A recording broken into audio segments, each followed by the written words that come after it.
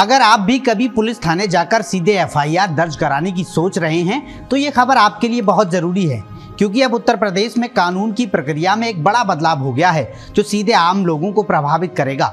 जरा सोचिए, अगर आपके साथ दहेज उत्पीड़न, चेक बाउंस, घरेलू हिंसा जैसा मामला हो जाए तो क्या आप पहले की तरह सीधे थाने जाके एफआईआर दर्ज करा पाएंगे?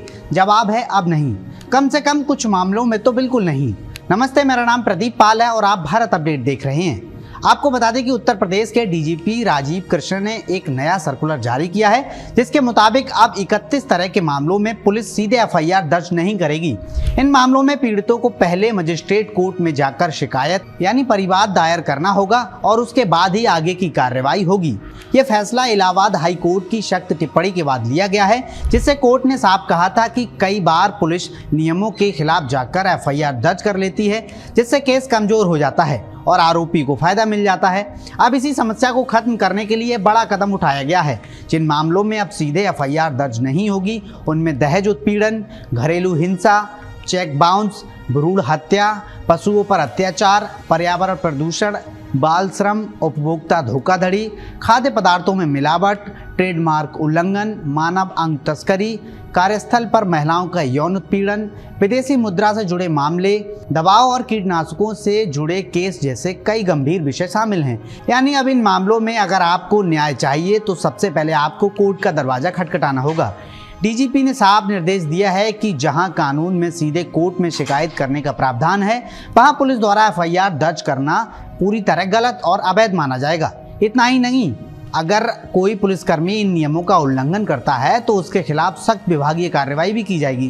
थाना प्रभारी और जांच अधिकारी को अब हर केस में ये सुनिश्चित करना होगा कि मामला ऐसा है जिसमें पुलिस सीधे कार्रवाई कर सकती है या फिर पहले कोर्ट की अनुमति जरूरी है। इस सर्कुलर में उन सभी 31 मामलों की पूरी लिस्ट भी शामिल की गई है ताकि किसी भी स्तर पर भ्रम की स्थिति ना बने। अब सवाल ये उठता है कि आखिर इस फैसले की जरूरत क्यों पड़ी? दरअसल पुलिस सूत्रों के मुताबिक कई बार झूठी या बेबुनियाद शिकायतों पर भी एफआईआर दर्ज हो जाती थी, जिससे निर्दोष लोगों को परेशानी होती थी और न्यायिक प्रक्रिया भी प्रभावित होती थी। हाईकोर्ट ने भी इस पर नाराजगी जताते हुए कहा था कि गलत तरीके से दर्ज एफआईआर से केस कमजोर हो जाता है और पीड़ित को न्याय मिलने में दिक्कत आती है। ऐसे में अब ये नई व्यवस्था लागू की गई है ताकि पहले कोर्ट स्तर पर मामले की जांच हो और फिर आगे की कार्रवाई हो।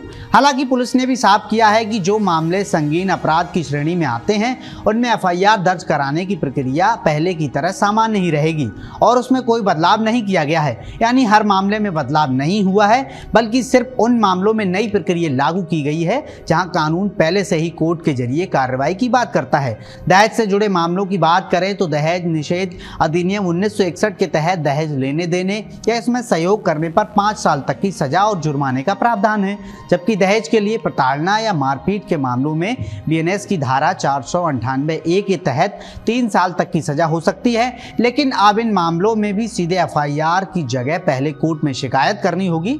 कुल मिलाकर ये फैसला यूपी पुलिस की कार्यप्रणाली में एक बड़ा बदलाव माना जा रहा है, जिसका मकसद कानून को और ज्यादा मजबूत बनाना और गलत मामलों पर रोक लगाना है। लेकिन इसके साथ ही आम लोगों के लिए ये समझना भी बेहद जरूरी हो गया है कि अब हर शिकायत का रास्ता थाने से नहीं बल्कि कई मामलों में सीधे कोर्ट से होकर जाएगा।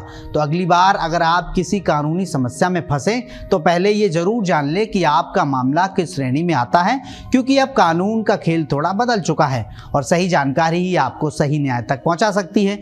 पूरी खबर पर आपकी क्या राय है, हमें कमेंट करके जरूर बताएं।